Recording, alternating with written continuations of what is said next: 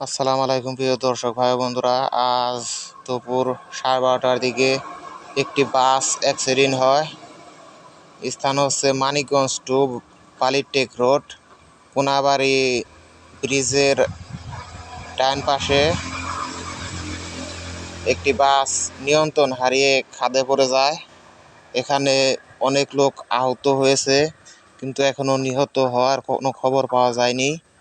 সবাই আপনারা দেখতে পাচ্ছেন বাসটি একবারে খাদে পানির ভিতর পড়ে রয়েছে। অনেক লোক নিহত হয়েছে, কিন্তু অনেক খোঁজাখুঁজির পর কোনো ব্যক্তিকে কোনো নিচে এবং সাইডে পড়া পাওয়া যায়নি এবং নিহত পাওয়া যায়নি। এখনও নিহতর খবরও আসেনি। অনেক লোকের হাত পা মাথা কেটে গেছে এবং ফেটে গেছে এবং ভেঙে গেছে। আপনারা দেখতে পাচ্ছেন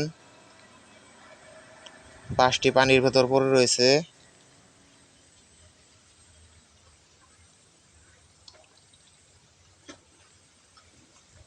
এই যে আমাদের এক কাকা, সে দেখতাছে